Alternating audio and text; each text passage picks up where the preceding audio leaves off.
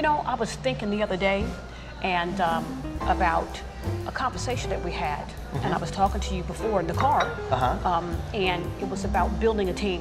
Oh, right. And how important to build a team that you have the right people in the right position. No doubt, yes.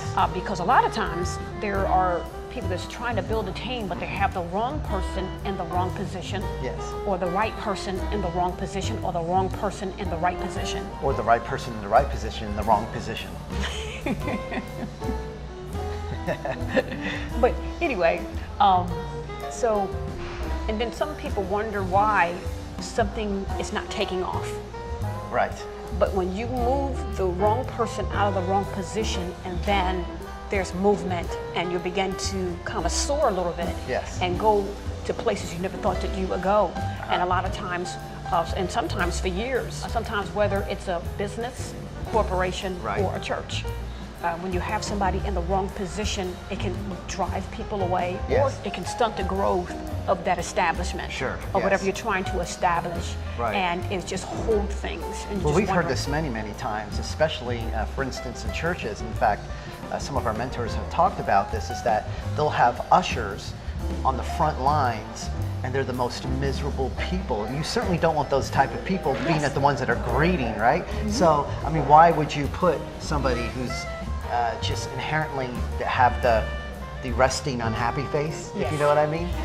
So you wouldn't put those people in greeting positions, yes, even though they may want it, and maybe to their own minds they're okay. Yes. But I'm sure it's inhibiting people from coming in. It certainly doesn't make people comfortable. And I've gone through a lot of the churches that it's been that way. And you're like, my gosh, it's only, you know, what's inside? If we got the greeter, yes, who's supposed to be warm and welcoming, yes, you know, and or an usher, which is I think even more important, because you want to place a person where they are comfortable and understand. Yes. So, but I'm sure, like you said, putting people in the proper position. So that doesn't mean they get kicked off of what they have to do. Put them in another service mode. Yes. Something backstage would be perfect, you know?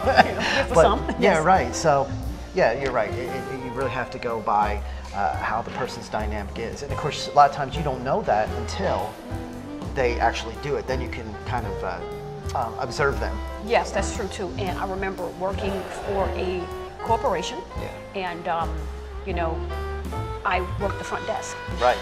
You know, you have a smile, you greet people very warm. Yes. And they feel welcomed. Right. And sometimes the problem that some people do have is that they have someone there that does not smile naturally. Yes.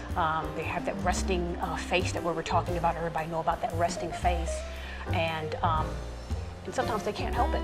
You know, they just have this stern face, but it doesn't mean that they're not happy inside. Right, right. But you just have to have somebody who does that naturally. Yes. And it's very, very important, because the world that we live in, everybody is looking at body language. Oh, that's true, whether they know it or not. Yeah. Yes, yeah, they're looking at your body language. And I know some people say, well, you need to get to know me before you judge me. Right, and that person definitely doesn't need to be greeting somebody in a church, okay, whoever that person is. Yes, yes.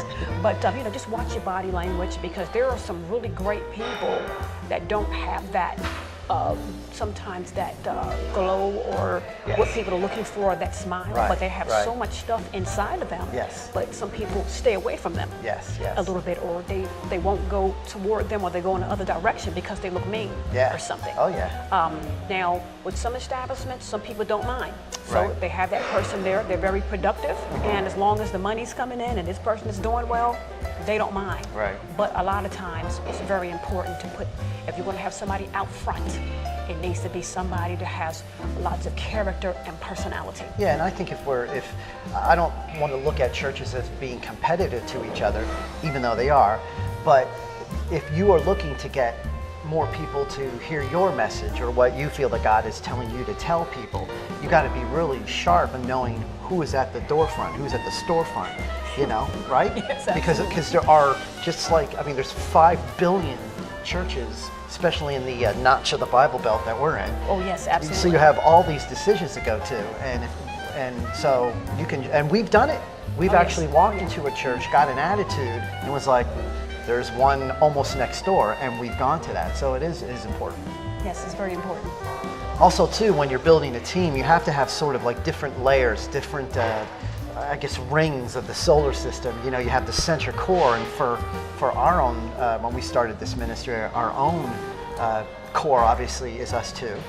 And then we have people that are sort of like the next level out that we can share information with and be honest with, and them see the good and the bad points. And then there's this third level that it might be you don't so much share with those people once in a while. So yeah, it's always good to have that team. And also I was thinking that when you have a team of people around you, just know the people. Well, I've seen people who had a team and the team members does not have the same spirit that they have. Oh, that's important. And what that does, it turns other people off and just run them away. Yeah. And I remember reading an article about how restaurants and run people away because of they have a certain person that does not have the spirit of the owner. Oh, right. You know, or it's not sympathetic to his particular spirit or temperature, as they like to say nowadays, and or a particular culture. Yes. You have to be sympathetic. You don't have to be like-minded to the tilt. Yes. But certainly something that is complementary. Is that what you're trying to say? I think so. All right. You know, when you're building a team of people, you know, that inner circle, that's what I call it. The inner circle is very tight. Yes. These people, you know, they know you know them. Yes. And they don't go outside and share other things. Yeah, there's a real heavy unspoken discretion rule. You know, not necessarily you're hiding anything, but it's just not everything is somebody's business, you know. And I think that's what some of the greatest counselors are and mentors, that even within this inner circle, you have to have people that will have you in check, have you accountable for your actions that are outside the team. And they can, you know, you want them to be honest with you and don't be afraid to get the truth. Yes. That you need that, I believe. Yes. And so building a team, I just, you know, and as, like you said, as we're building our team, we know the people that we're pulling in for our team. Okay, and everybody's team is not the same team because a team is a team. And there's no I in team. You know team?